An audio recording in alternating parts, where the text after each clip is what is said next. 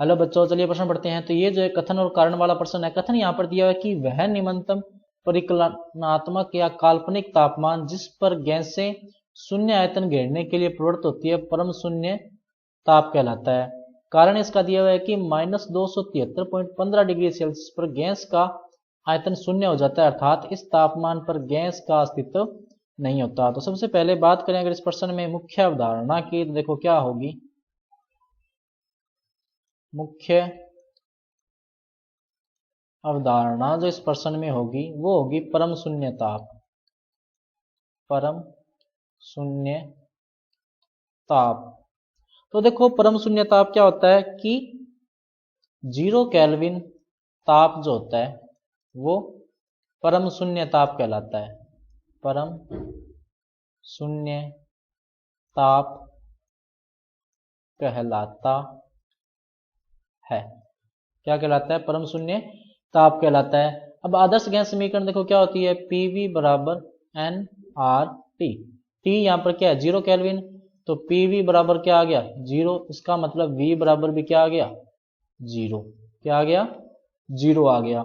यानी कि परम शून्य ताप पर गैस का आयतन क्या होगा? 0। और गैस का आयतन जब 0 है इसका मतलब उसका अस्तित्व नहीं होगा।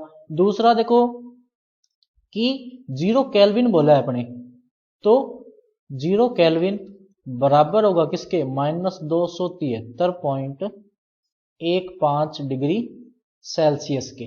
0 केल्विन किसके बराबर होता है? -273.15 डिग्री सेल्सियस के। क्योंकि जब अपने को केल्विन में तापमान निकालना होता है तो कैसे निकालते हैं? 273.15 प्लस तापमान किसमें? डिग्री सेल्सियस में जो होता है, इस तरह से निकालते हैं। तो देखो ये हो जाएगा इस तरह से।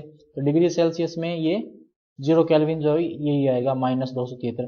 अब बात करें अगर अपने कथन की, तो देखो कथन जो दिया हुआ है वो क्या है? सही है कि वह परिकलनात्मक ताप जिस पर कोई गैस आयतन शून्य घेरती है उसे क्या कहते हैं? परम शून्य ताप कहते हैं। ये जो बात है वो सही है। कारण इसका ये है कि -273.15 डिग्री सेल्सियस पर गैस का आयतन क्या हो जाता है? 0 हो जाता है, और इसलिए इस ताप पर अस्तित्व नहीं होता किसका?